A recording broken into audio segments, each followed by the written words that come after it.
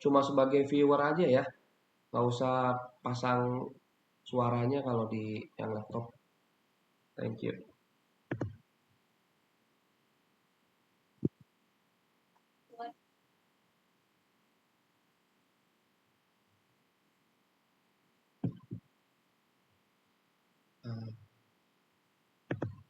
Nah, Christina nih ya.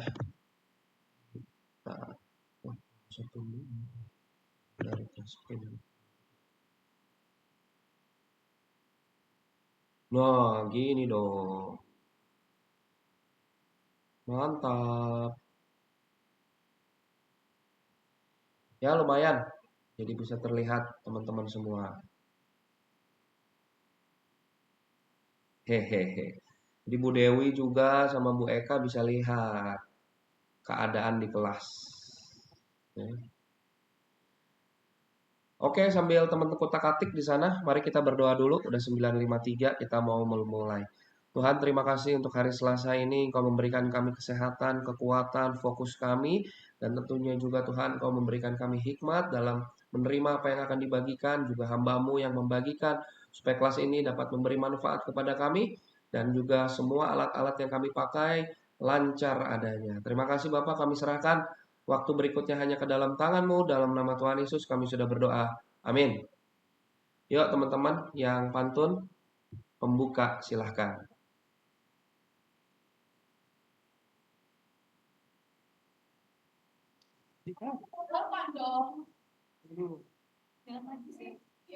Nyontek dulu.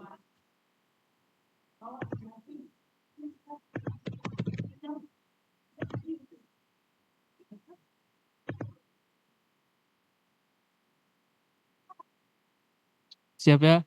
Siap. Ke kebun binatang melihat kuda. Melihat kuda dengan si Ella. Selamat datang di kelas pelayanan pemuda. Siap belajar dengan semangat menyala. Asik. Cakep banget. Si Ella siapa tuh ngomong-ngomong? Elah. Oke, sebentar. 10 detik. 10 detik.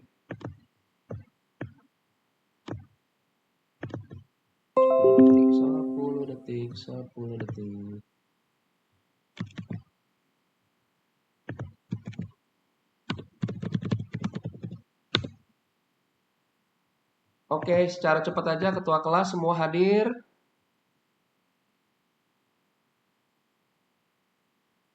Hadir Pak, Semua semuanya hadir ya. hadir. Oke, Ya, saya betul tik Pak. hadir semua kalau gitu.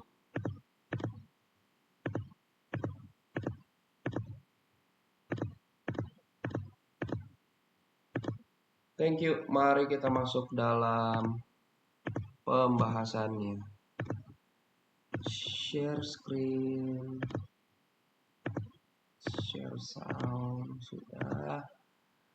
Oke ya, shalom teman-teman semua. Hari ini kita akan belajar tentang pemuda dan gereja. Ya, kemarin malam saya salah, sorry ngelihat RPS-nya harusnya 15 Oktober UTS-nya. Karena kita 2 minggu kemarin kan nggak ada, jadi 15 Oktober.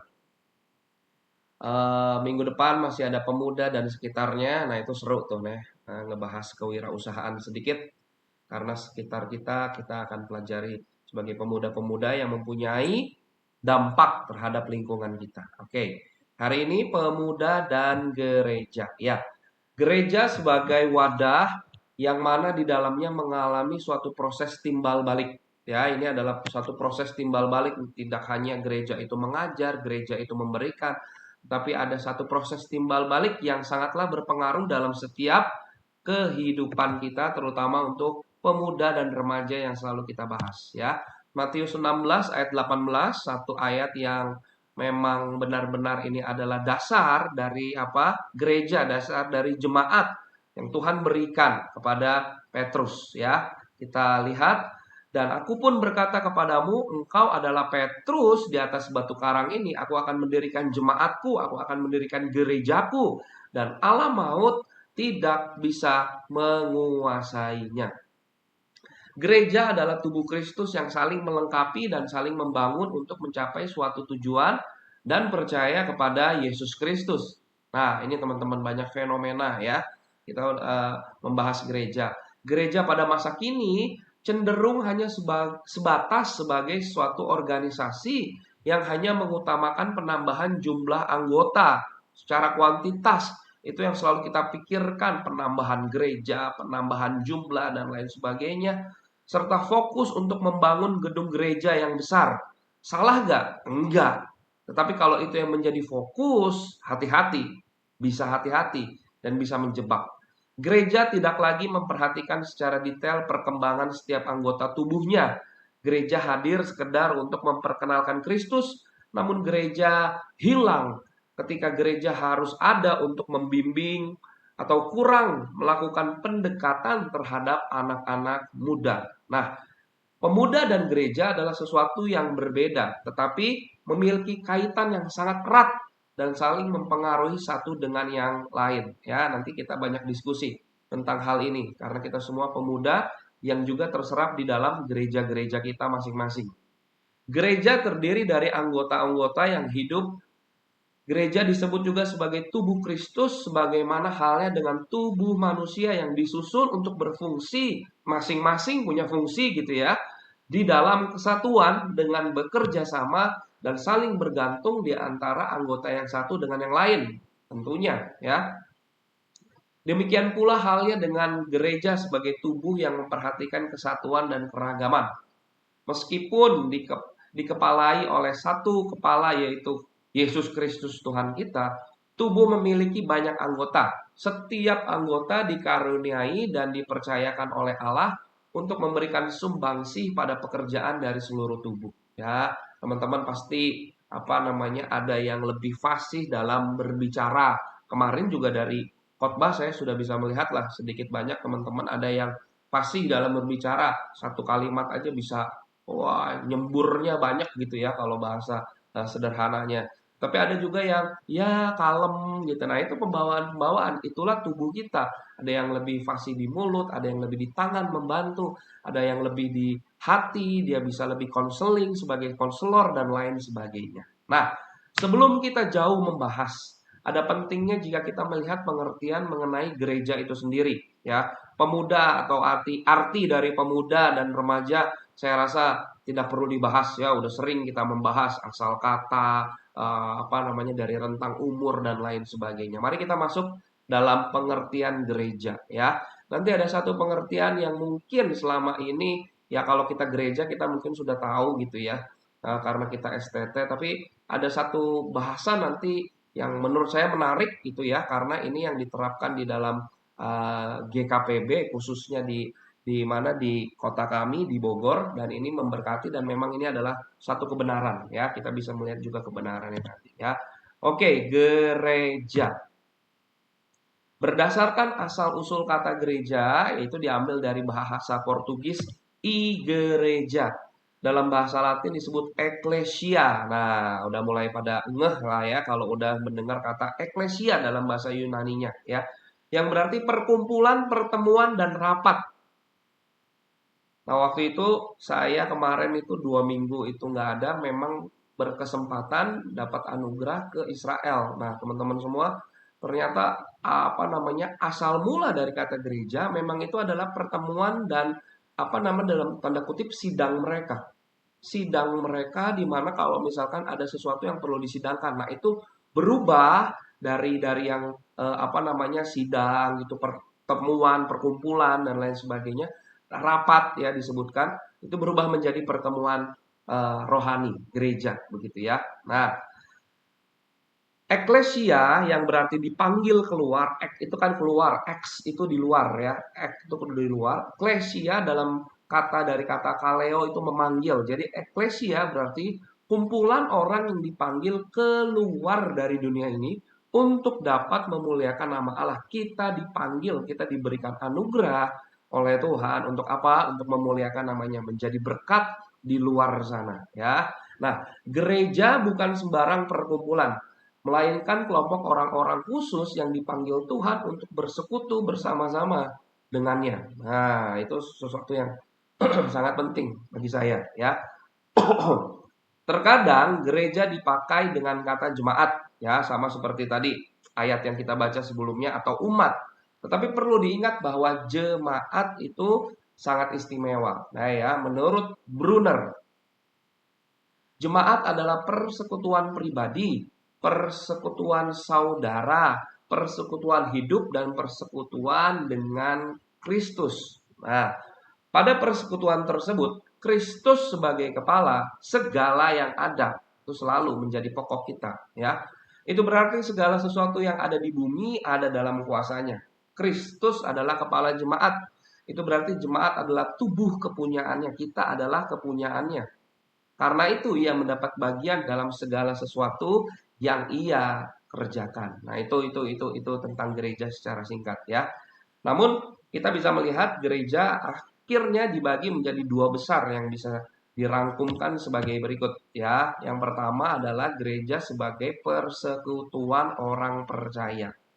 Nah, gereja sebagai persekutuan orang percaya dipanggil untuk menjalankan suatu kehidupan yang sesuai dengan tuntunan kerajaan Allah. Nah, boleh dibuka deh. Ada kan di situ mic-nya, teman-teman tolong baca yang pertama Markus 1 ayat 15. Yang di kelas tolong baca Markus 1 ayat 15. Salah satu Markus 1 ayat 15.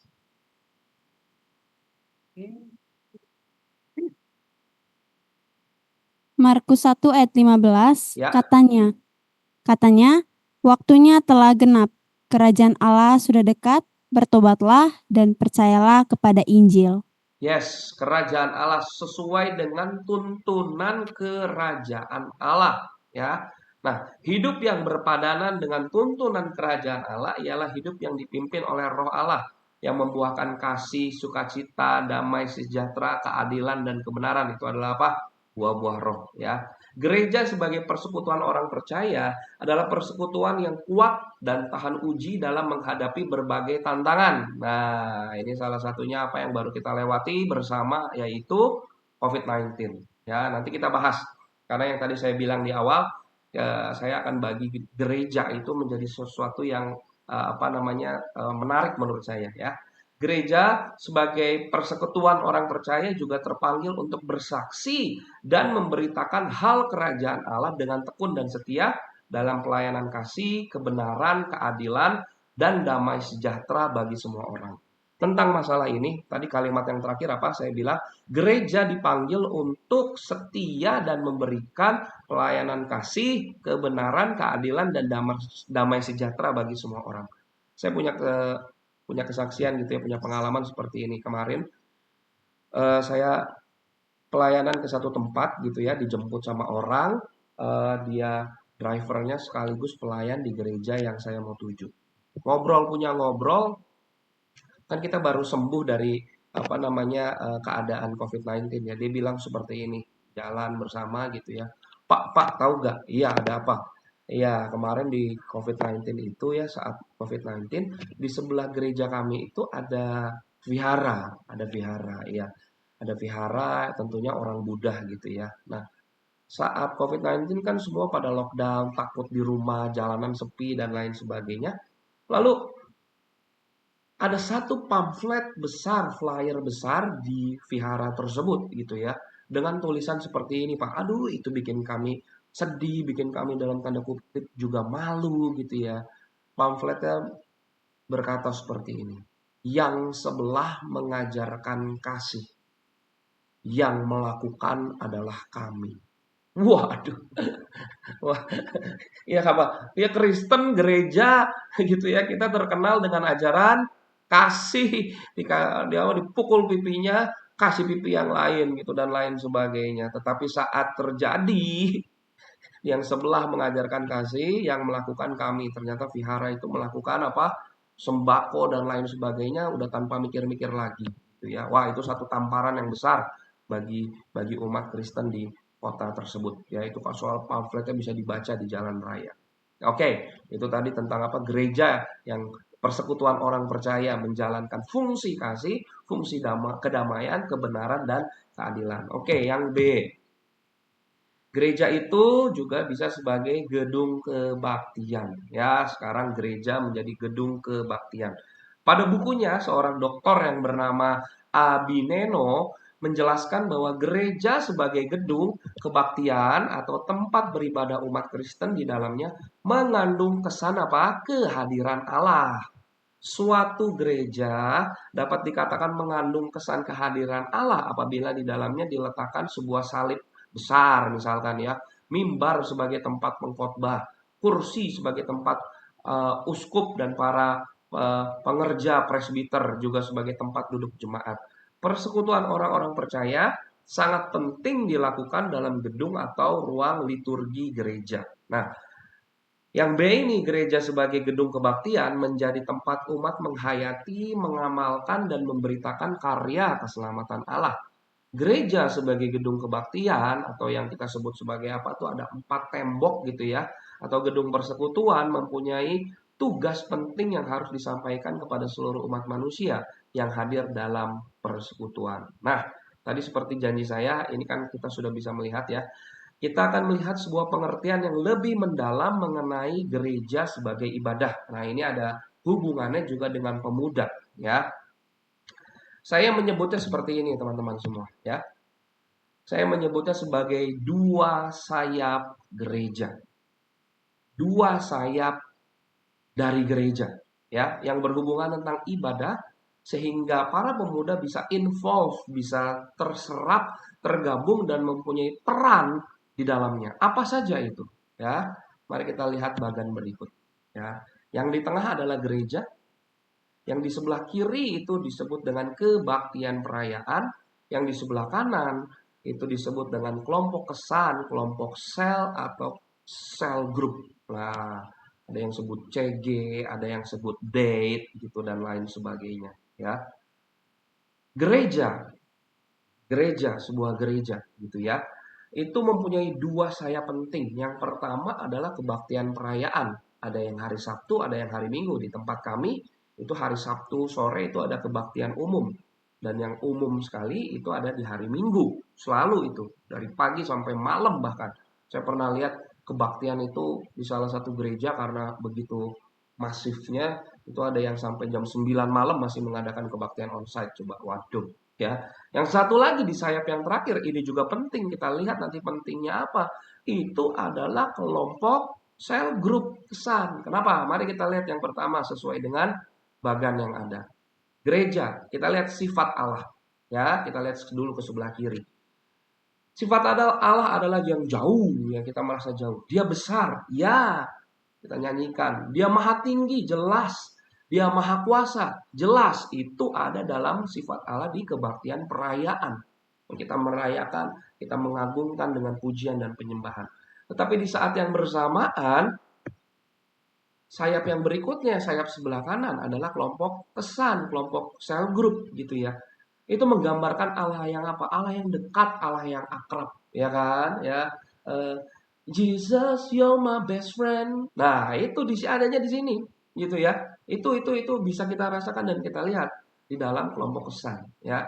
Yang berikutnya apa? Tentang firman Tuhan kalau kita melihat gereja, yaitu kita mendengar firman Tuhan kalau dalam kebaktian, kalau dalam ibadah. Iya dong. Pernah gak teman-teman misalkan melihat gitu lah ya, lagi ibadah gitu, lagi kebaktian, terus tiba-tiba ada orang yang, Pak saya mau menyanggah gitu, kan nggak ada. Pak saya mau kesaksian gitu ya, nggak ada. Semuanya ada di tangan pengkhotbah gitu ya, semua kesaksian dan lain sebagainya. Jadi satu arah ya, itu apa namanya, mendengar firman Tuhan ya. Berikutnya dalam kebaktian perayaan hanya ada satu orang yang di sebelah kanan, yang sebelah kanan dari kelompok sel group, yaitu berbagi firman Tuhan. Nah, di sini kita bisa saling sharing ya. Di kelompok sel group itu kita bisa saling sharing, bisa membagi firman Tuhan, bisa membagi kesaksian ya. Yang kata-kata saling dalam Alkitab hanya bisa diterapkan dalam wadah kelompok sel ya, saling membangun, saling mendoakan ya. Ya, kata-kata saling itu di dalam Alkitab adanya hanya di situ. Nah, lalu yang ketiga, kita lihat dari gereja, peranan. Peranan itu dibangun.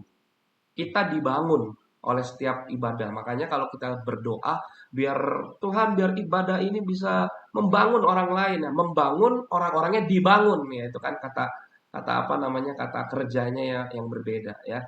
bisa membangun orang lain, memberkati orang lain. Nah, berarti orang lain diberkati. Nah, tapi kalau peranan di dalam kelompok cell group itu saling membangun. Nah, kata-kata saling ini muncul lagi ya. Nah, hal-hal yang dicapai dalam kebaktian perayaan seperti yang kita lihat di dalam apa namanya di dalam bagan tersebut ini perlu dicatat nih ya.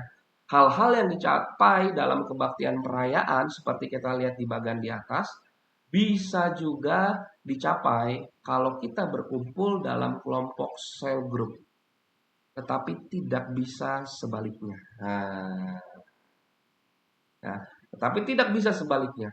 Apa yang ada dalam kelompok kesan, sifat Allah yang dekat, berbagi firman, dan saling-saling itu tidak bisa ada itu di dalam kebaktian. Tetapi yang ada di kebaktian itu bisa ada di kelompok kesan. Bisa gak? Bisa. Ya, nanti kita bahas ya. Oke. Nah, contoh yang paling fresh adalah saat kemarin terjadi pandemi, teman-teman ya. Nah, saya tanya, sayap mana dalam gereja yang paling efektif dan berjalan saat kemarin ada lockdown? Sayap kelompok cell group atau kebaktian perayaan? Yang paling bisa bergerak, fleksibel dan lain sebagainya. Yang mana? Kesan, Pak.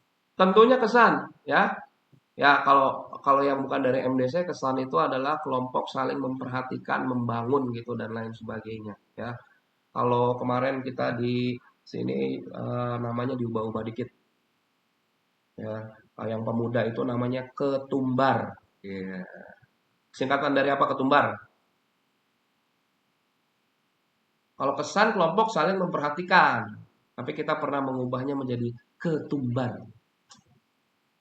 Kelompok tumbuh bareng. Nah, boleh dipakai ya. Terus juga ada yang pernah pakai ketombe. Nah, sama kelompok tumbuh bareng juga itu ya. Oke, ya udah jelas jawabannya. Saat kemarin yang menjadi titik berat, nah itu gunanya kelompok cell group itu ternyata terbukti saat lockdown terjadi ya, tentunya dengan bantuan teknologi ya. Oke, saya mau dengar ya, coba ya kita diskusi ya. Teman-teman, apakah ada pengalaman dan cerita unik mengenai saat lockdown kemarin?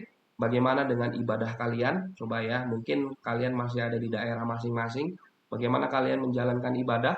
Atau manakah yang paling berjalan? Mungkin ada yang ibadah. Pak, kita ibadah. Kita tidak takut mati, Pak. Kita datang ke rumah ibadah, Pak. Ibadah on-site, Pak. Oh, ya silakan.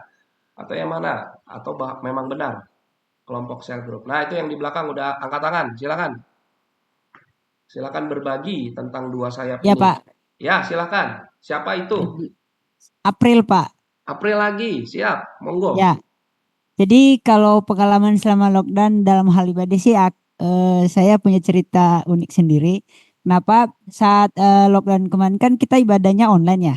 Nah, kebetulan saat itu saat lockdown kita selesai, biasanya kita rekaman kan hari Kamis hari Jumat selesai ngedit. Itu hari Minggu kan nggak ada kegiatan, paling ibadah. Tunggu, sorry April, sebelum kamu maju, kamu masih ada di mana? Di Nias apa di Bandung? Di Nias Pak, masih di Nias. Oh siap, silakan. Nah setelah itu kan hari Minggu nggak ada, maksudnya nggak ada pelayanan gitu, hanya kan kita ibadahnya online kan. Ya. Nah itu pengalamannya hari Sabtu pernah sekali tuh kita hari Sabtu sore itu tuh kita muncak. Nah di puncak itu kita ibadah gitu Pak. Jadi kita waktu itu ibadahnya di puncak, bukan di rumah tapi di alam gitu kita ibadah Pak. Itu Pak. Iya. Bareng Tommy waktu itu Pak. Aduh, itu nggak ketemu nggak ketemu COVID ya? Oh enggak Pak. Oh ya, siap. Bagus, bagus, bagus. Nah, sekalian tanya, yang paling berperan itu akhirnya kelompok kesan atau kebaktian perayaan saat lockdown?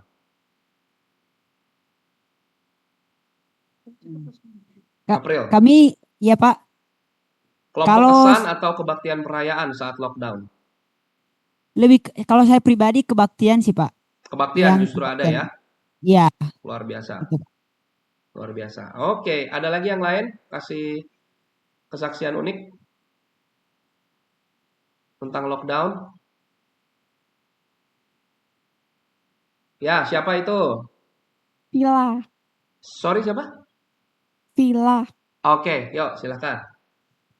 Waktu itu saya ada di Kalimantan Timur. Itu masih gereja lokal GKPB. Ya.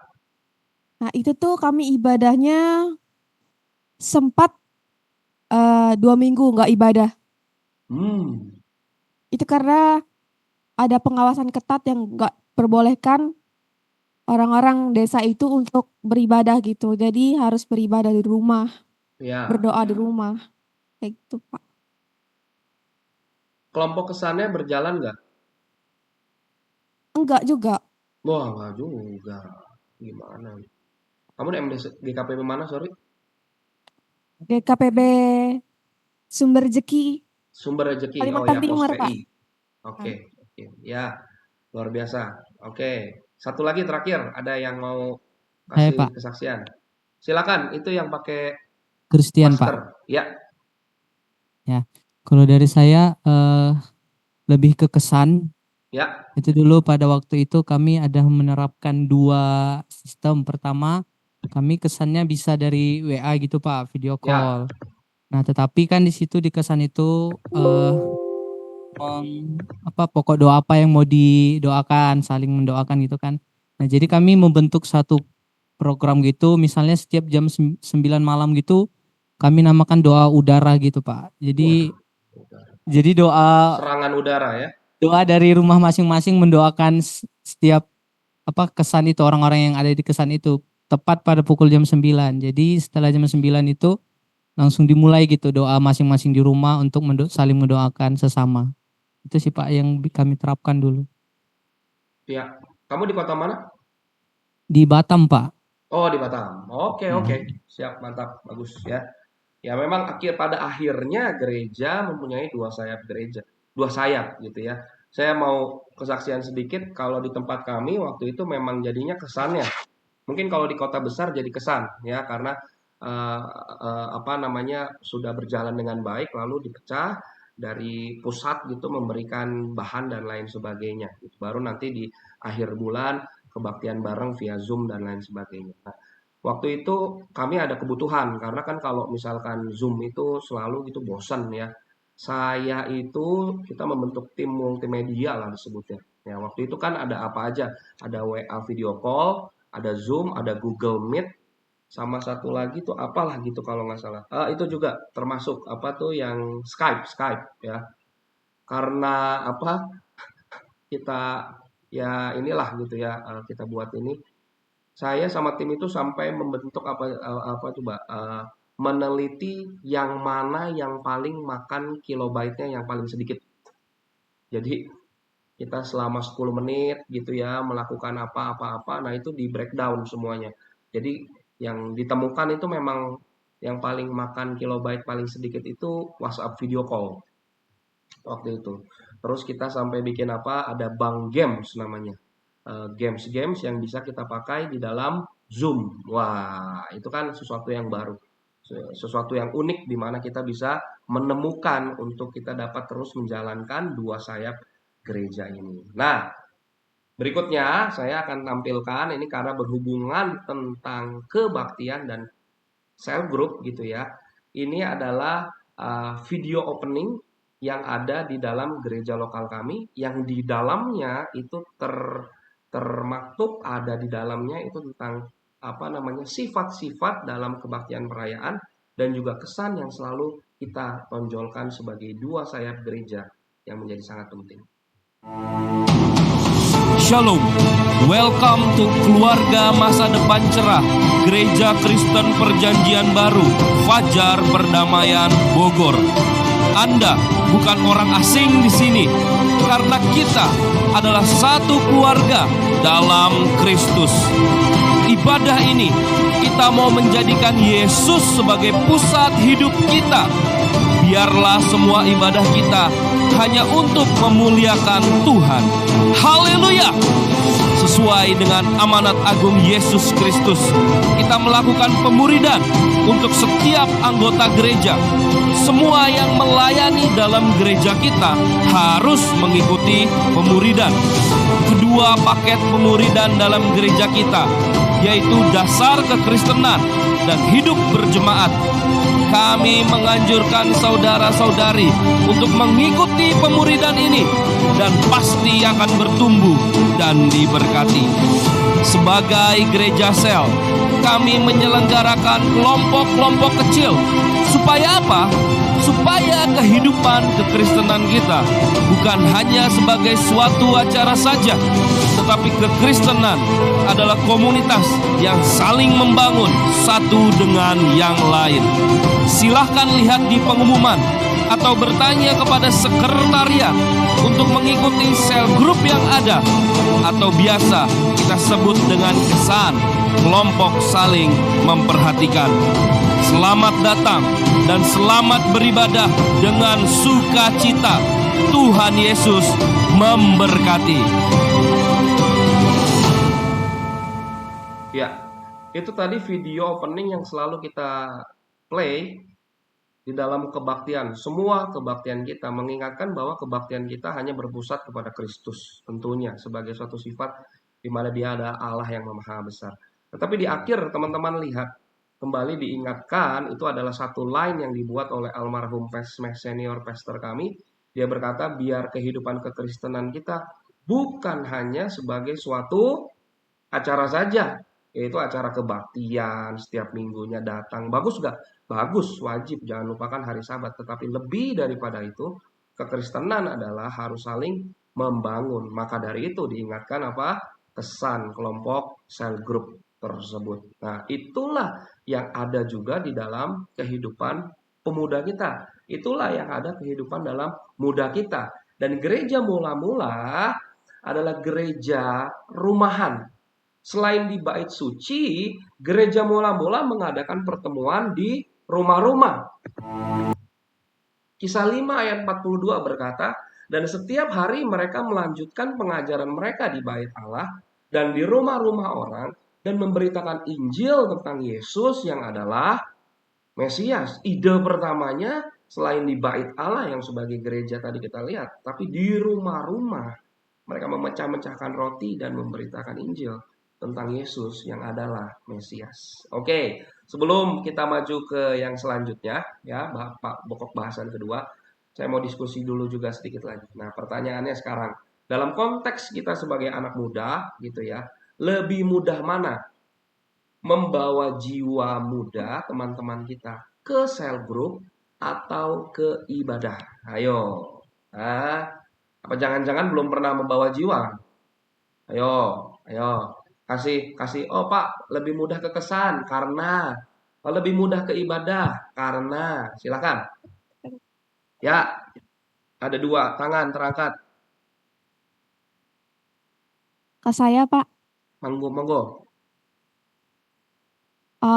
Kalau saya biasanya lebih mudah ngajak kesan Ya, daripada ibadah.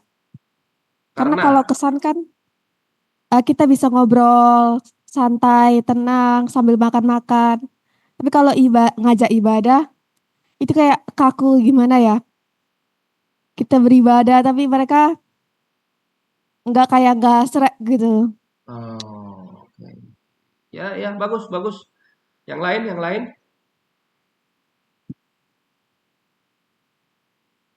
Saya Pak Deborah. Deborah, halo.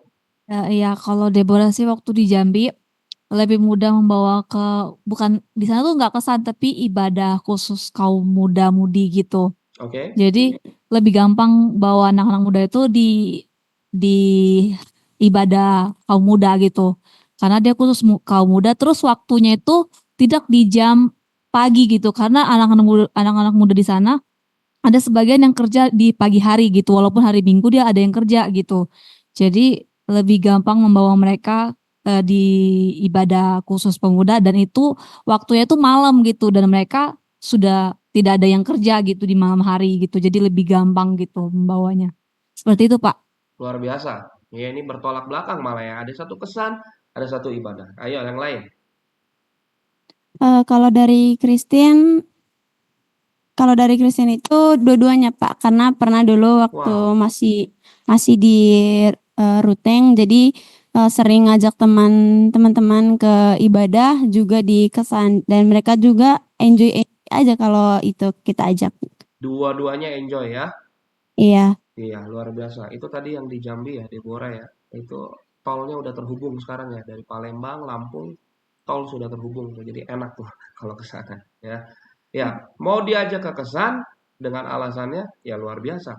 Mau diajak ke ibadah walaupun apa namanya ya ibadah ini tetapi ternyata ibadah muda bisa lebih fleksibel, bisa lebih banyak warna dan lain sebagainya. Oke, itu yang tadi pertama tentang gereja.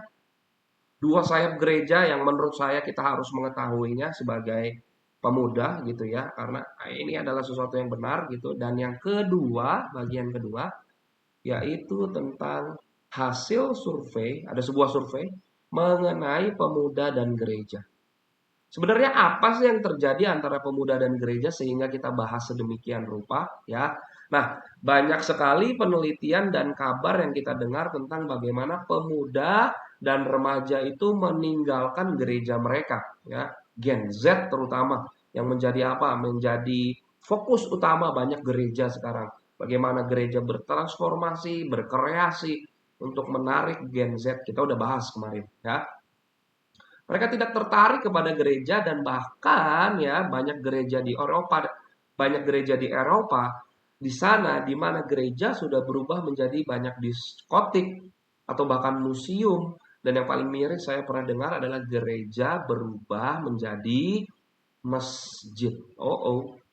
Nah, sebenarnya apa yang terjadi antara pemuda dan gereja sehingga ditinggalkan? Nah, ada sebuah lembaga survei yang cukup kompeten di Indonesia ini. Ya, kalau teman-teman pernah dengar di Amerika, survei Kristen itu yang paling ini adalah Barna Group. Ya, sempat waktu itu GKPB juga sempat membahas Barna Group ini.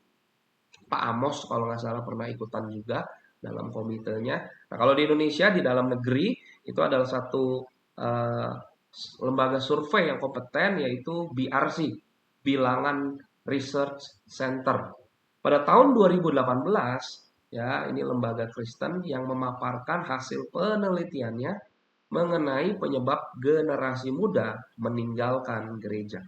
Nah, mereka mensurvei para pemuda dari usia 15 sampai 25 tahun di sebaran seluruh wilayah Indonesia. Oke, mari kita lihat grafiknya ya. Nah, ini ya, grafik 18A dan grafik 18B. Grafik yang pertama kita lihat adalah apakah di masa lalu kamu pernah mengikuti ibadah gereja secara rutin. Ini apa kan survei ya kepada para pemuda. Itu ada total respon dan ada end sample. Dengan koresponden sebanyak 399, maka jawabannya adalah 73,7%. Dulu mereka pernah ibadah rutin, ya. Yang menjawab tidak pernah 11%, yang tidak menjawab 15%. Nah, terakhir kali mengikuti ibadah di gereja secara rutin seperti apa, ya. Nah, sebelum kita melihat yang sebelah kanannya ya. Ya ini dulu deh grafik 18B. Terakhir kali mengikuti ibadah di gereja secara umum itu dibagi lagi sama mereka yaitu berapa tahun ya. Saat berusia 5 sampai 10 tahun. Mungkin ini apa? Mungkin ini pengaruh orang tuanya masih besar ya. Saat berusia antara 11 sampai 14 tahun, 29% menurun. Dia juga sudah mulai besar, sudah mulai punya pendapat dan lain sebagainya. Nah, ini juga unik. 15 sampai 18 tahun kembali menurun karena dia udah punya pemikiran dan lain sebagainya, ya. Turun lagi saat berusia antara 19 sampai 23 tahun kembali menurun. Ya apa namanya pengaruh orang tua berkurang, pergaulan mungkin mempengaruhi gitu ya, pola pikir semakin bertanya-tanya dan lain sebagainya. Nah, ada yang mau kasih jawaban nggak ya? Kira-kira alasan apa yang paling utama tiga besar lah, tiga besar yang mengakibatkan seorang muda meninggalkan gereja dan tidak mau ibadah, tidak mau cell group juga. Kira-kira di tiga besar jawaban apa aja? Ayo, cowok juga boleh, cewek ya boleh juga. Yang Silakan pertama, siapa? Ya, gereja jadi tempat ngejudge, Pak. Jadi ngehakimi si pemuda. oke, gereja itu ternyata bukan tempat yang nyaman, tetapi gereja itu tempat menghakimi. Jadi mereka malas gitu ya ibadah ya. Ya, Pak. Yang kedua, Ya, gereja itu jadi tempat pamer kayak adu kekayaan. Jadi wow, ngerasa iya iya, kayak udahlah ketinggalan zaman gitu Pak. nah, handphone terutama gitu ya, Iya Pak. ya, Terus dan yang boleh yang ketiga ketiga, itu menurut saya karena gereja itu karena orang tua sih Pak menurut saya. Yang terakhir pengaruh orang tua. kurang kurang apa ya? Orang tua kurang menganjurkan bahwa ibadah itu penting. Kurang memotivasi, kurang memberi Ya, contoh dan teladan ya. Oke, luar biasa itu jawabannya ya. Terutama yang kedua itu tidak pernah terfikirkan tetapi ternyata ada di lapangan ya. Bagus sekali, bagus sekali. Yang lain. Tadi ada tuh yang cowok tuh mau angkat tangan tuh. Atau yang lain juga boleh, silakan. Ya, kalau saya Pak, April ya, Pak, gas. oke, kalau yang saya pertama karena gereja tidak terbuka. Ini pengalaman pribadi saya pribadi sih, soalnya saya pernah pengalaman malas ke gereja itu karena gereja tidak terbuka terhadap orang baru. Hmm. Nah, lalu yang kedua karena ibadahnya seperti itu aja gitu. Jadi ibadahnya membosankan gitu. Oh, Akhirnya monoton. iya monoton. Eh dari saya itu aja sih Pak, dua itu. Dua itu ya, kira-kira Ya, ya. Itu iya pengalaman Pak. kamu ya. Siap-siap. Ada lagi yang lain? Saya Pak, Ya, itu siapa suaranya doang? Bu Eka, Oh, Bu Eka, Supri makanya. Oh, nggak ada. aman. Siap, silakan. Jadi ini hasil survei saya dari suami saya dulu. Oh, siap. Nggak ke gereja tuh karena males. Pertama. Malas. Terus kedua, kurangnya diperhatikan jemaat lama. Jadi Hmm. mereka tuh fokusnya kunjungan hanya ke jemaat yang baru datang, yang baru, tapi ke jemaat lamanya kurang diperhatiin. Ya. Terus yang terakhir apa namanya nggak memiliki rasa apa memiliki apa nggak memiliki rasa oh ini gereja tuh apa namanya rindu untuk beribadah tuh nggak ada gitu. Jadi nggak ada memiliki rasa rindu gitu. Gitu. Oh, oke.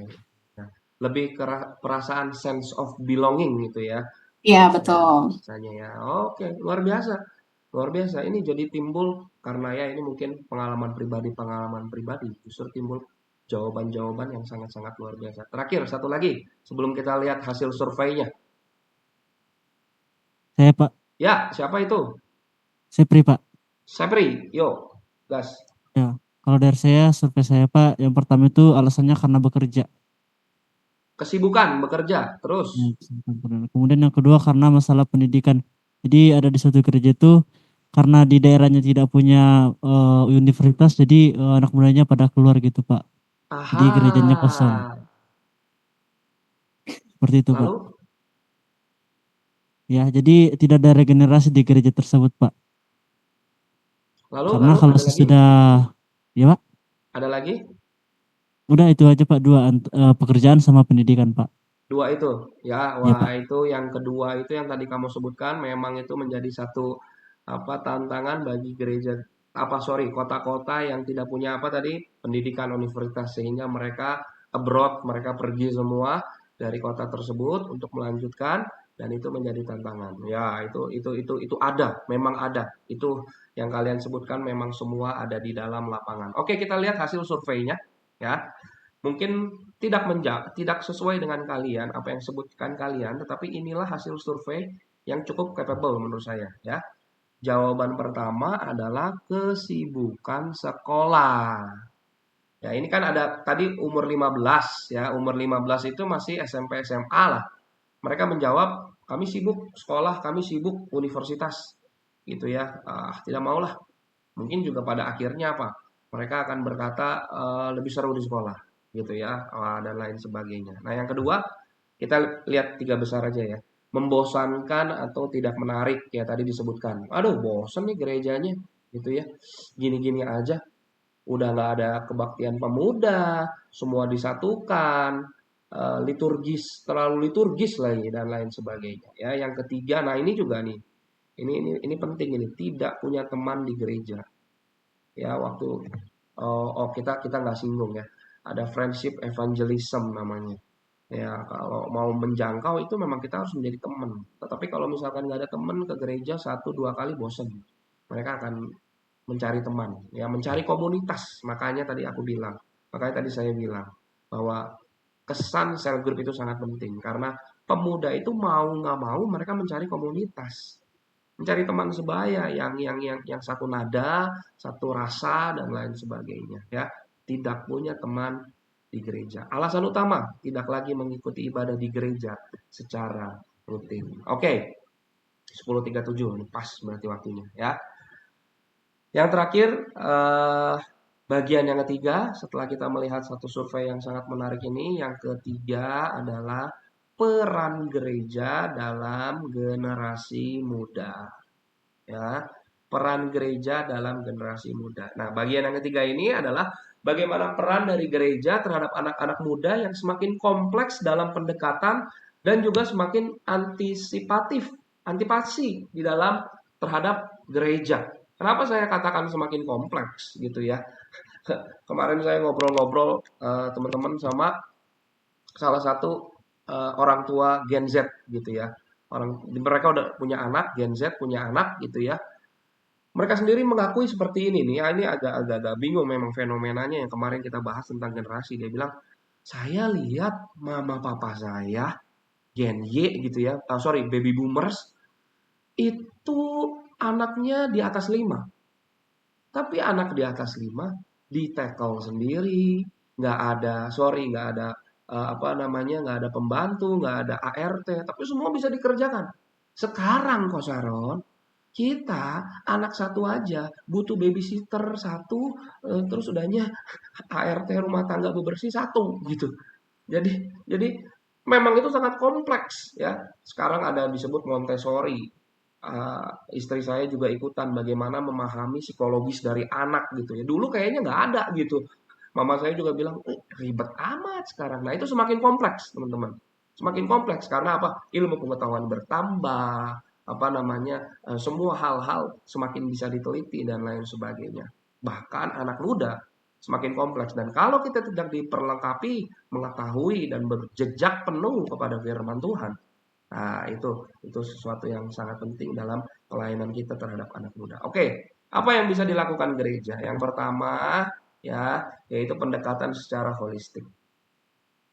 Pembinaan pemuda dengan mengadopsi pendekatan holistik mencakup aspek spiritual, emosional, dan sosial. Kita sudah pernah bahas ketiga aspek ini, ya. Aspek-aspek ini adalah kunci dalam pengembangan karakter dan kecerdasan emosional dan sosial dari seorang pemuda yang sedang kita bina, yang sedang kita mentor, dan lain sebagainya. Pembinaan spiritual lebih menekankan kepada pengembangan kesadaran diri dan pemahaman tentang makna hidup. Wah, ya, makna hidup. Saya hidup seperti apa? What I am living for gitu ya. Rick Warren, seorang gembala yang sangat besar, dia berkata, dia mengarang suatu buku yang berhubungan tentang makna hidup ini.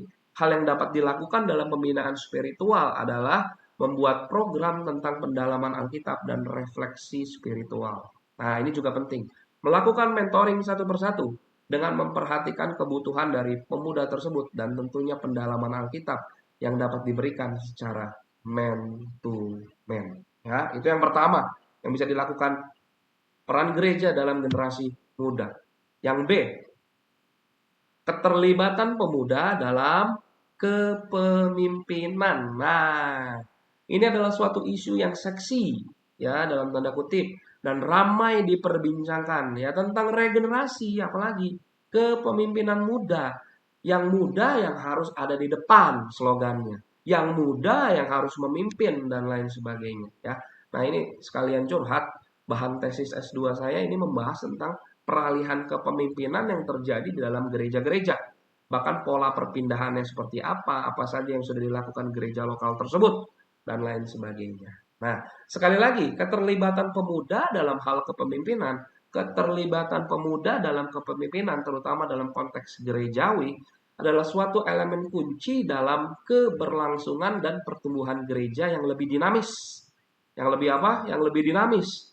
Memberikan kesempatan kepada pemuda untuk berpartisipasi dalam proses pengambilan keputusan dan menghargai kontribusi mereka.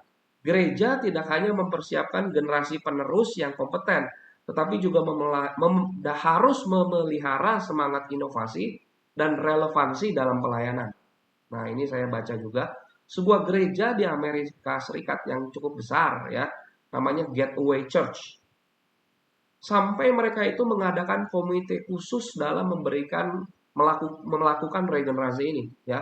Bagaimana job desk-nya, bagaimana ini, ada beberapa kandidat, mereka juga di fit and proper test dan lain sebagainya ya.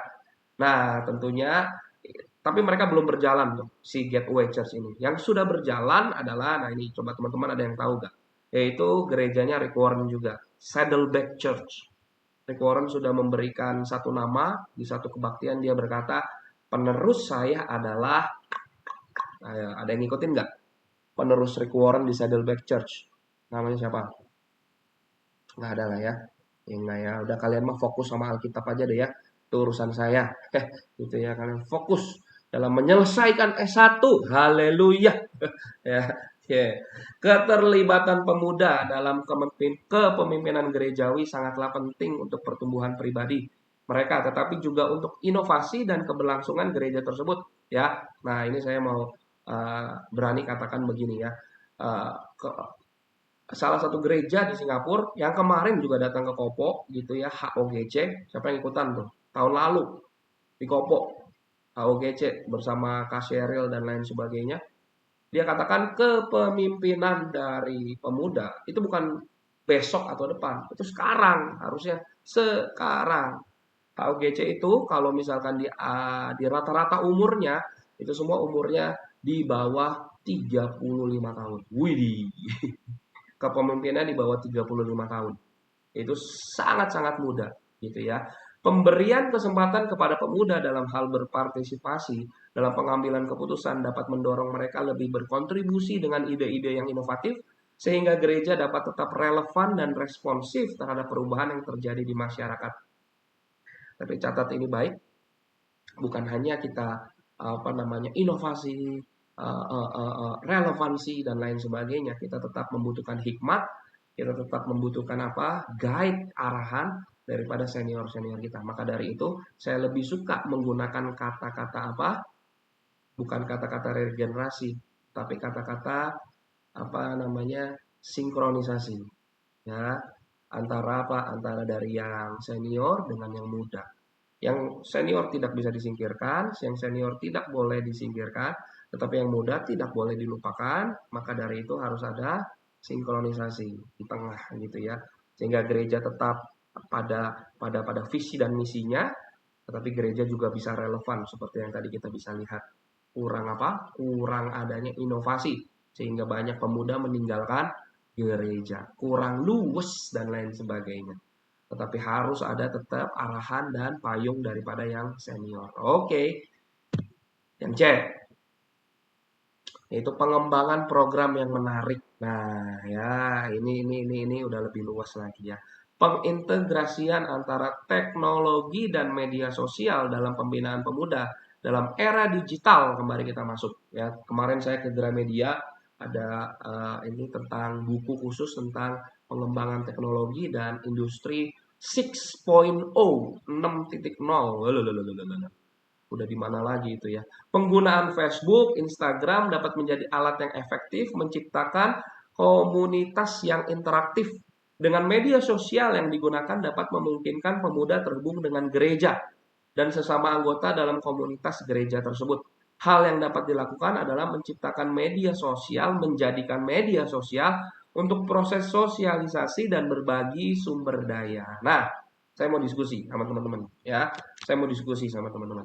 Seberapa penting peran media sosial dalam keberlangsungan gereja pada saat ini? Dan sejauh mana gereja mengambil peran media sosial di gereja Anda saat ini? Yo, ada yang mau kasih tanggapan? Seberapa penting media sosial seperti yang tadi saya katakan dalam keberlangsungan gereja saat ini?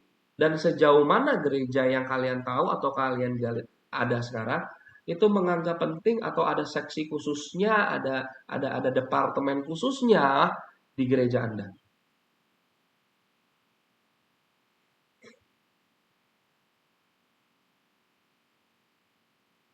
Yo, coba. Ada gak yang mau kasih tanggapan? Dari tadi saya belum dengar suara Tommy nih.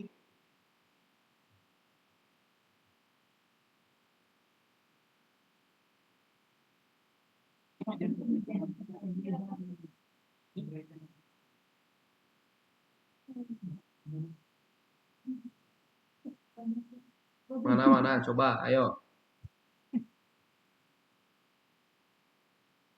Oke, di seberapa penting ya Pak Ya, keterkaitan antar eh, media sosial dan gereja. Nah, kalau kita lihat ini kan zamannya yang namanya teknologi, zaman di mana informasi sangat dibutuhkan ya, sangat cepat. Dan bagi saya, menurut saya, sosial media berperan dalam bidang memposting dalam eh,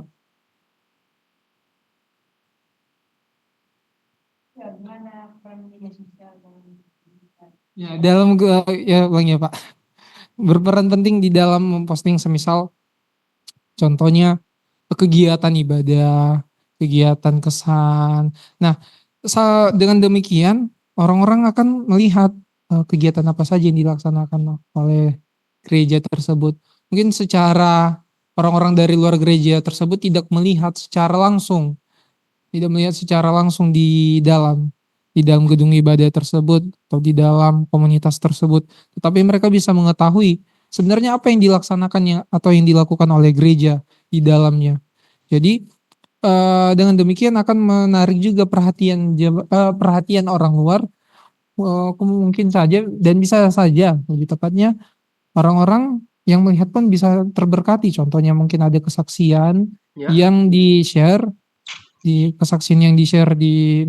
sosial media dan memberkati orang, dan bisa nanti ya orang tersebut mencari gereja itu dan beribadah di dalamnya. Bisa Oke. saya katakan penginjilan secara tidak langsung melalui Penginjilan sosial. secara tidak langsung. Iya Pak, secara sosial media. Oke, oke. Yang berikutnya memberi masukan begini. Tadi pertanyaan kedua, apa namanya? Sejauh mana gereja Anda mengambil peran media sosial di gereja Anda saat ini? Benar-benar serius? Dari gembalanya serius? Atau ya boleh ada, boleh enggak, lupa juga nggak dimarahin, atau itu menjadi satu program yang harus, ini ada, minggu ini harus posting ini. Coba, ada gak yang mau bersuara tentang hal tersebut?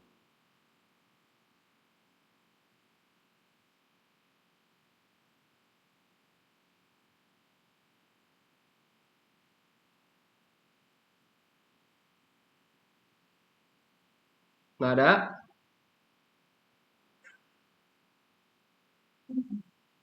Ada tuh yang di depan, siapa tuh?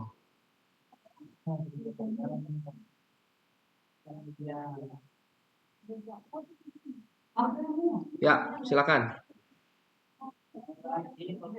Ya Pak, Ya, kalau dari saya sendiri, ini konteksnya gereja GKPB di sini atau gereja dari Nias Pak? nggak Saya mana kan aja, gereja oh, kamu, GKPB di situ oke. juga, ya boleh. Kalau GKPB Fajar Pengharapan sendiri itu sangat menekankan ya, soalnya kita bisa lihat bahwa media sosial itu sudah menjadi wadah juga dalam hal melayani jemaat. Kita tahu, kita lihat dalam hal salah satunya itu ada doa yang bisa kita ikutin lewat YouTube, juga ibadah lewat YouTube itu penting, dan itu sudah ditekankan, dan bahkan ada departemen sendiri walaupun tergabung Wah, dalam departemen multimedia, tetapi itu ditekankan sekali karena itu menjadi wadah dalam pelayanan. Karena kita tahu jemaat yang ada di sini bukan pasti ada yang keluar kota, ada yang kemana gitu, sehingga mereka sangat perlu dilayani secara media sosial gitu. Sehingga di GKPB sendiri sangat penting. Lalu dari gereja saya sendiri di GKPB Nias lebih ke kayak yang bilang Tommy tadi, bahwa itu banyak memposting kegiatan, memberikan gambaran apa kegiatan dalam gereja, dan itu rutin setiap minggu, itu minimal 3 kali postingan di dalam minggu tersebut untuk media sosial gitu Pak. Terima kasih. Ya, luar biasa.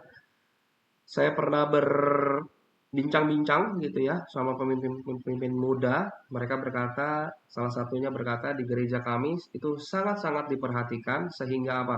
Interaksi, viewers, terus apalagi tuh, engagement itu dilihat, ya kan? Kalau misalkan Instagram itu kan ada Instagram bisnis gitu ya. Itu sampai dilihat benar-benar. Kalau nurun, mereka langsung bereaksi. Kalau naik, oh berarti ini yang disukai. Misalkan tentang love, sex, and dating. Wah itu biasanya paling ini di pemuda, paling dicari dan lain sebagainya. Itu sampai diperhatikan segitunya. Tentang apa? Tentang pengembangan program yang menarik tentang sosial media. Oke, kita maju lagi. Udah mau beres waktunya. Selain peran dari teknologi dan media sosial, pengembangan program yang menarik dalam lingkup dunia pemuda adalah dengan social interest tentunya ya.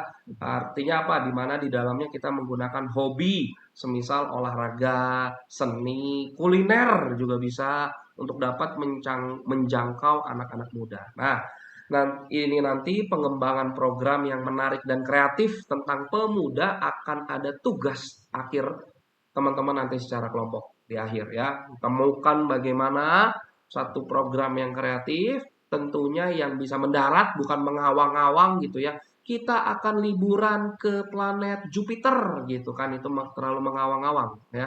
Yang harus bisa benar-benar praktis dan bisa diterapkan di dalam pemuda tentunya yang utama untuk menjangkau jiwa. Oke, yang terakhir secara cepat saja. Ya, kita lihat di dalam kebenaran firman Tuhannya, Lukas 2 ayat 46, sesudah 3 hari mereka menemukan dia di dalam bait Allah.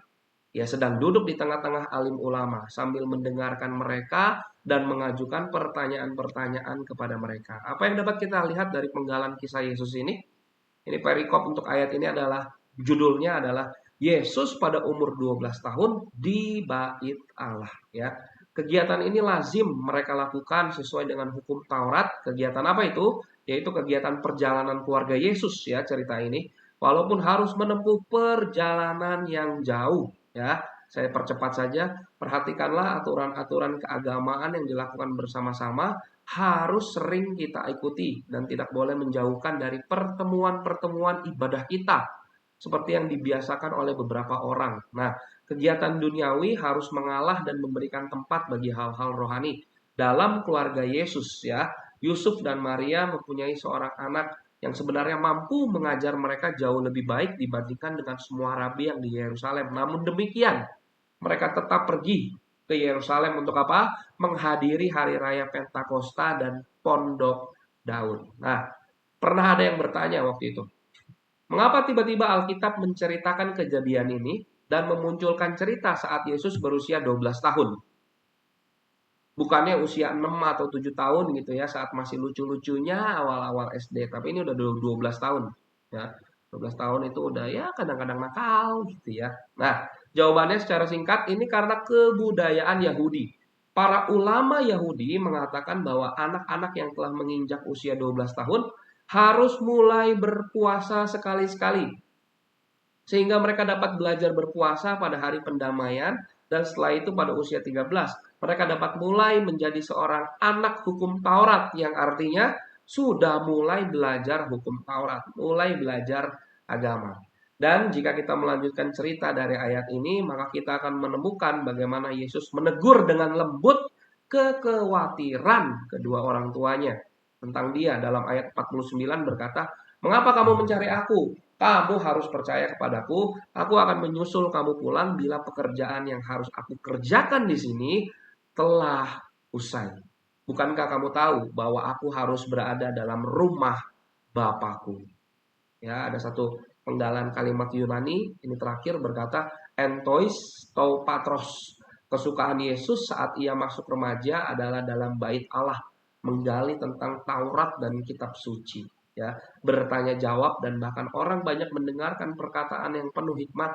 Itulah yang menjadi contoh bagi kita agar dalam masa muda pun rumah Allah, bait Allah dan gereja yang tadi sudah banyak ditinggalkan oleh pemuda pada masa kini menjadi tempat yang kita sukai karena di situ ada pengajaran, pengayoman dan segala hal baik yang dapat kita pelajari dan bertumbuh bersama dalam Yesus Kristus.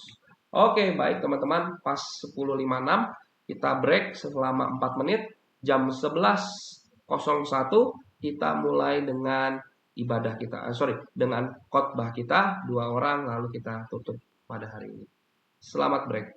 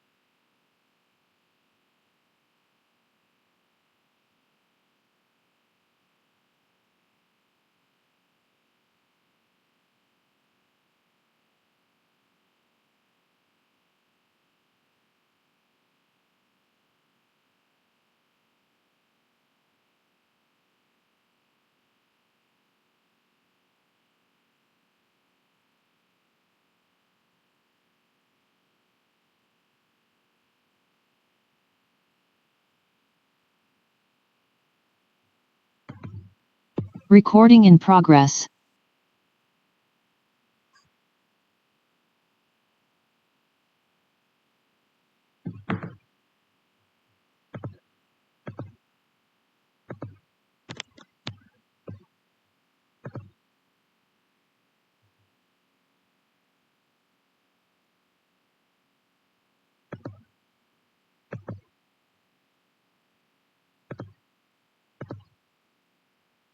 Oke. Yuk mari kita siapkan teknisnya bagi yang bertugas pada hari ini. Wow, Tommy dan Chris Villa. Tommy dan Chris. Ini bagaimana Pak? Ini saya di mana? Begini kah? Gitu aja. Nah, begitu ya. Jadi bisa lihat kelihatan. Boleh dong di zoom lagi? Karena mau direcord. Nggak apa-apa ya Pak. Di samping izin Pak. Ya. Shalom rekan-rekan yang terkasih. Oke, puji Tuhan, terima kasih untuk kesempatan yang diberikan kepada saya. Pada hari ini, saya akan membawakan renungan singkat yang berbicara tentang pengampunan. Dengan judul, saya berikan Forgiving Love. Teman-teman tahu artinya dalam bahasa Indonesia? Ya, benar sekali, dalam bahasa Indonesia adalah kasih yang mengampuni. Ya, oke. Sebelum memasuki pembahasan, saya akan menceritakan satu kisah. Satu kisah yang dimana seorang jenderal yang bernama The Duke of Wellington. Boleh di next?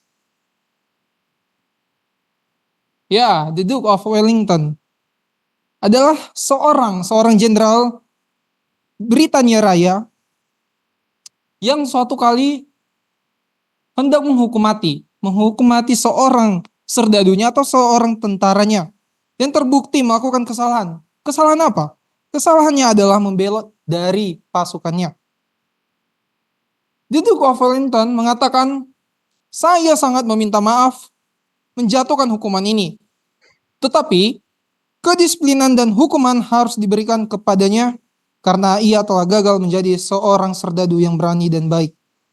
Tidak langsung menghukum, tetapi jenderal tersebut mengambil kesempatan untuk memberikan kepada temannya yang lain agar memberikan masukan atau pendapat. Salah seorang temannya berkata, Jenderal, ada satu hal yang belum dilakukan oleh jenderal. Wellington bertanya, apakah itu? Yang menjawab, jenderal belum melakukan yang namanya memaafkan dia.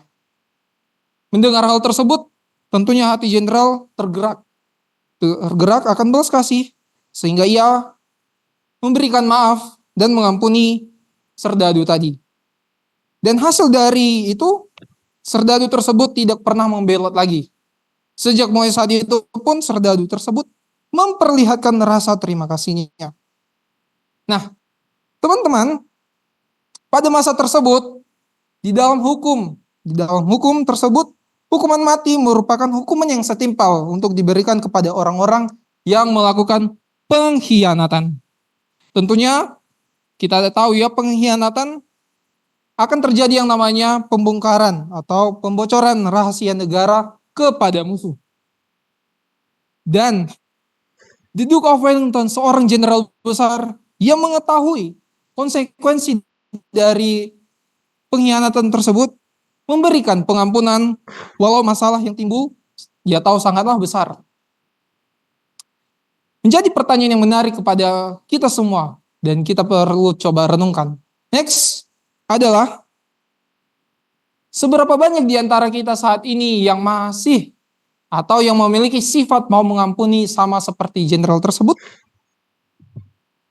Pertanyaan ini bisa teman-teman renungkan dan bisa teman-teman jawab dalam hatinya masing-masing. Saya mau katakan bahwa sewaktu kita disakiti oleh orang lain, apakah itu teman, keluarga, bahkan pasangan kita sendiri pun, terkadang muncul pengertian dalam benak kita bahwa pengampunan adalah hadiah yang indah. Hadiah yang indah bagi orang-orang yang telah menyakiti hati kita. Seringkali kita berpikir, enak banget, udah nyakitin, udah ngelakuin kesalahan, tapi pengen banget dapat ampun. Nah, teman-teman, saya mau katakan ini adalah pengertian yang salah. Sekali lagi saya tekankan, adalah pengertian yang salah. Berdasarkan ilmu psikologi, pengampunan merupakan tindakan yang dilakukan seseorang secara sukarela untuk melepaskan kemarahannya atau kebencian, bahkan pembalasan terhadap orang yang telah menyakiti hatinya. Pertanyaan kedua, saya mau tanya kepada teman-teman dan pertanyaan ini akan saya balik. Yaitu, apakah kita menginginkan pengampunan atas kesalahan dan perbuatan kita? Saya yakin ini jawaban akan kita jawab adalah ya, kita menginginkannya. Nah, inilah tidak mudah melakukan yang namanya mengampuni. Oleh sebab itu, kita akan melihat mengapa sulitnya seseorang untuk mengampuni. Next. Ya, setidaknya saya akan menjelaskan 2 poin Poin pertama, dipenuhi amarah. Next. Ya. Nah, amarah merupakan dasar yang menjadi seseorang sulit untuk dapat mengampuni. Sebab di dalam kemarahannya, seseorang yang terpikirkan hanyalah kejahatan dari orang yang telah menyakitinya. Di dalam suratnya, Paulus mencatat dan memberi nasihat kepada setiap kita di dalam Kolose 3 ayat 8. Di sana tercatat bahwa tetapi sekarang buanglah semuanya ini, yaitu marah, geram, kejahatan, fitnah, dan kata-kata kotor yang keluar dari mulut. Berbicara tentang dipenuhi amarah, saya akan coba kesaksian sedikit terkait hal ini. Ya, saya pernah melakukan yang namanya juga melakukan marah kepada adik tingkat. Mungkin rekan-rekan semua pada tahu ya. Nah, satu kali ada salah seorang adik tingkat yang melakukan kesalahan dan itu membuat saya sangat marah. Dan saya berpikir tidak ada maaf untuk adik ini, tidak ada maaf untuk orang ini. Karena benar-benar sangat membuat hati saya sakit, membuat saya berpikir dia tidak berhak atas pengampunan yang saya berikan kepada dia.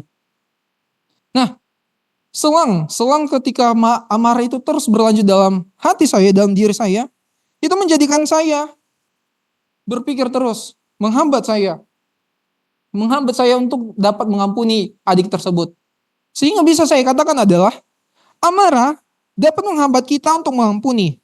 Nah, oleh sebab itu, patut terlebih dahulu sebelum kita memaafkan orang lain atau mengampuni orang yang menyakiti kita, terlebih dahulu kita membereskan diri kita terhadap yang namanya amarah agar kita mampu mengampuni. Poin kedua, yaitu belum siap mengampuni.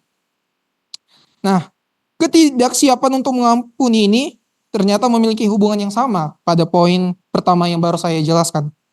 Ketidaksiapan hati menimbulkan yang namanya kebencian kepada orang yang telah menyakiti kita. Nah, kebencian bukanlah sikap dari seorang pengikut Kristus. Namun sikap yang benar adalah mengampuni sama seperti Allah yang telah mengampuni kita akan atas segala dosa dan pelanggaran yang telah kita lakukan. Ini dicatat juga di dalam Kolose 3 ayat 13b. Di sana tercatat bahwa dan ampunilah seorang akan yang lain apabila yang seorang menaruh dendam terhadap yang lain. Sama seperti Tuhan telah mengampuni kamu. Nah, melanjut dari kesaksian saya tadi, saya lanjutkan. Akhirnya selang beberapa waktu, hati saya merasa ini tidak benar ini.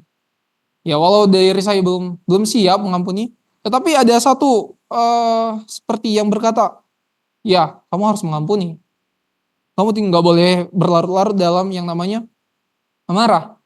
Dan akhirnya untuk dapat mengampuni itu saya perlu waktu, sangat butuh yang namanya waktu. Butuh waktu yang cukup lama. Dan ketika saya sudah merasakan diri saya sudah siap untuk mengampuni, saya sudah mengintrospeksi diri saya juga, akhirnya saya menyatakan dan berkata kepada adik tersebut bahwa saya telah memaafkan kamu, saya telah mengampuni kamu.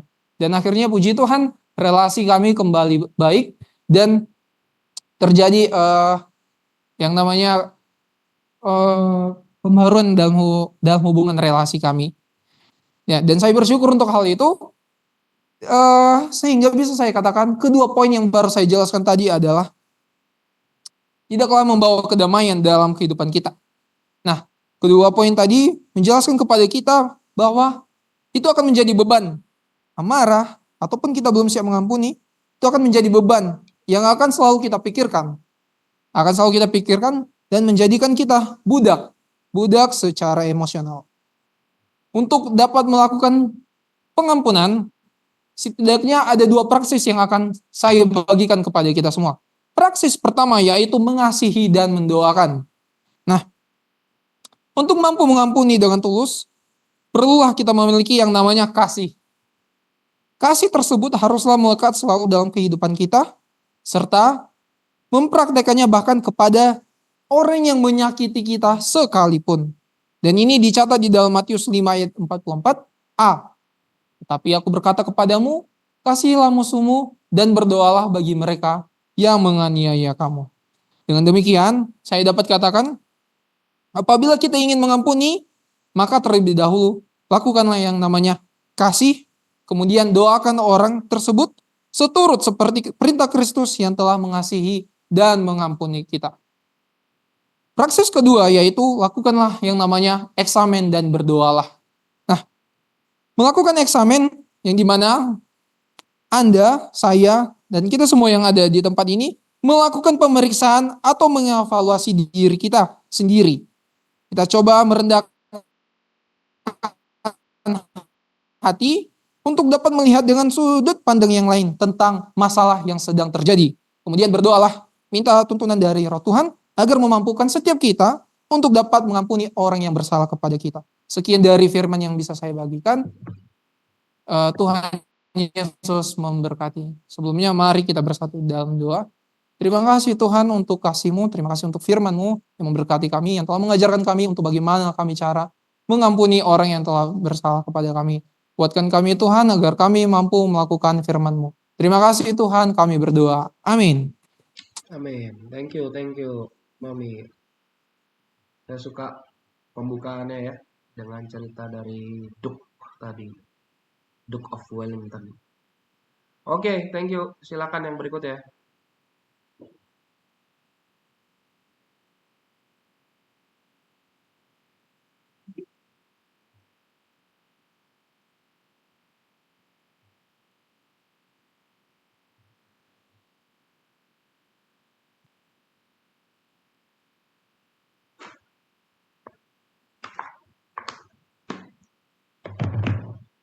Shalom semua.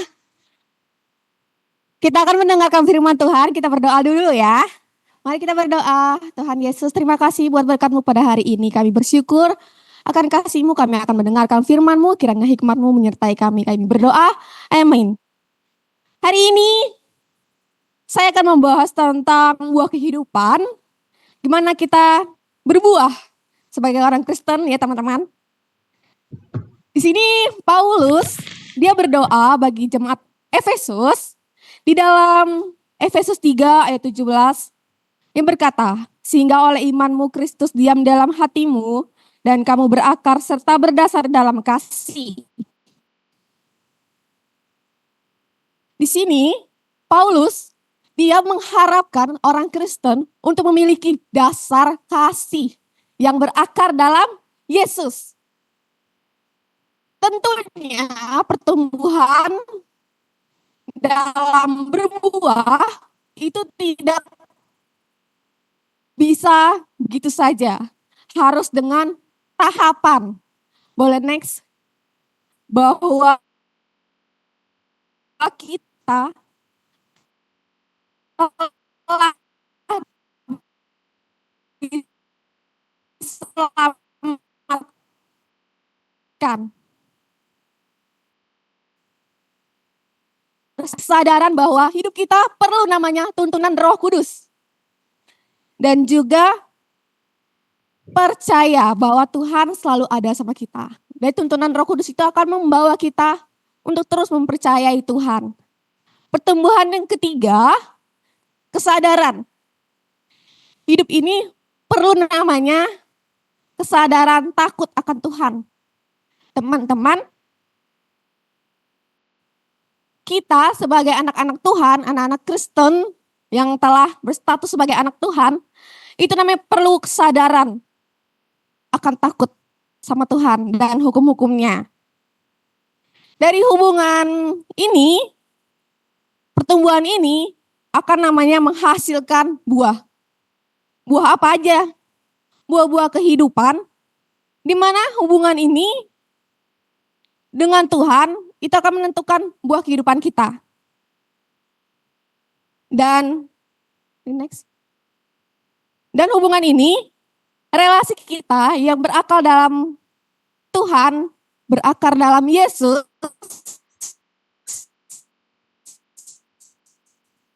di sini ada timbal balik. Jika relasi kita baik dengan Tuhan, relasi kita bagus dengan Tuhan, kita akan menghasilkan namanya buah. Buahnya apa aja? Dalam Galatia 5 ayat 22 dan 23 ada kasih, sukacita, kasih, sukacita, damai sejahtera, dan juga kemurahan, kelemah lembutan, dan sebagainya. Ingat ya teman-teman, kita sebagai orang Kristen harus namanya menghasilkan buah. Dan di sini saya juga menyadari pertumbuhan rohani saya. Perjalanan saya dari Kalimantan Timur ke sini itu nggak mudah sebenarnya. Banyak pergumulan, di mana saya waktu itu waktu itu saya masih remaja, itu terbilang nakal. Karena saya suka jalan keluyuran malam gitu, hidup bener-bener nggak ada tujuan. Nggak ada tujuan hidupnya, itu hanya keinginannya bersenang-senang saja. Dan di situ, waktu itu saya mengalami pertaubatan ketika Pak Pendeta saya tuh bilang gini, kamu Kristen, apa yang kamu hasilkan? Buah apa yang kamu hasilkan dalam kehidupanmu? Dan saya berpikir, iya ya, saya Kristen tapi saya nakal gitu, suka keluyuran malam. Keluyuran malam cuma hanya cari hiburan doang, nongki-nongki aja gitu. Dan di sini saya selama di STT Inti ya bertumbuh dan membangun relasi dengan Tuhan. Dan hal praksis yang akan kita terapkan di dalam hidup ini adalah pertama, membangun relasi yang baik dengan Tuhan. Tentu ini butuh proses ya, membangun relasi itu butuh proses walaupun gak mudah dan gak gampang yang dilihat orang, tapi sebenarnya dengan Roh Kudus kita bisa sebenarnya. Contohnya kayak saya, iya kan? Terus yang kedua, diberkati untuk memberkati. Jika kita sudah berbuah dalam Kristus, sudah baik, sudah mengasihi sesama, kita perlu namanya memberkati orang lain. Memberkati orang lain dengan sikap kita, tindakan kita, perilaku kita. Dan di situ akan menunjukkan buah-buah kehidupan kita pada teman-teman yang ada. Itu teman-teman, hidup ini emang gak mudah. Sadar memang penuh tantangan, cobaan banyak banget. Tapi sadar bahwa Tuhan dan Roh Kudus selalu menyertai kita. Mari kita berdoa. Tuhan Yesus, terima kasih buat tuntunan-Mu dan hikmat-Mu ya Bapa. Kami bersyukur buat kasih dan anugerah-Mu. Terima kasih Engkau telah menyelamatkan kami, memulihkan kami, mengangkat kami dari kekelaman, dosa, dan kegelapan. Engkau mengangkat kami menuju terang yang ajaib. Kami berdoa dan bersyukur. Haleluya. Amin. Amin, thank you. Ini sharing firman Tuhan yang menitnya paling singkat, tetapi bahasa tubuhnya paling banyak ya. Sebentar lagi dia nge-rap tuh kayaknya. Tadi goyang-goyang gitu ya. Bagus, thank you. Ada perubahan apa di Inti? Kamu katanya kan tadi apa kalau malam-malam suka ngelayap gitu ya. Kalau sekarang ngelayap masih suka ngelayap apa gimana? Gak bisa soalnya ya, dipaksa ada di gitu ya. Oke, thank you so much. Dua tadi. Lalu minggu depan kita masih ada satu lagi, pemuda dan sekitarnya. Lalu setelah itu tanggal 15 Oktober kita UTS ya. UTS-nya nanti saya berikan. Saya tadi sudah minta formatnya ke Pak Agus. Jadi dalam minggu-minggu ini sudah saya persiapkan ya. Kalau kata saya sih saya sukanya esai dengan 4 nomor aja. Esai 4 nomor gitu ya. Kisi-kisinya apa nanti saya kasih, tapi sebenarnya kalau kisi-kisinya sih teman-teman udah bisa lihat lah, banyak yang sudah kita diskusikan gitu ya. Nah, nggak semua orang yang jawab, saya ingin banyakkan di dalam tulisan gitu ya. Pak, kita belum buat kelompok untuk tugas. Oke, minggu depan ya. Sekalian minggu ini saya bikin juga gimana ya, tapi minggu depan kita udah buat kelompok untuk tugas sebelum UTS. Siap-siap aja dulu untuk UTS. Oke? Oke, mari kita tutup. Sebelumnya yang tadi ya berarti ya, kamu pantun lagi tuh. Sekalian banyak gerakannya.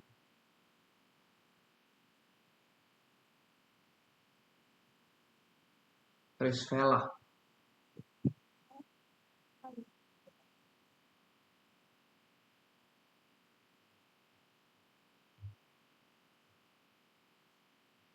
Belum. Buah stroberi, buah nanas. Kalau dicampur rasanya pas. Bila emosi sedang memanas, jangan lupa menarik napas. Apa hubungannya sama akhir kelas? Tapi nggak apa-apa ya.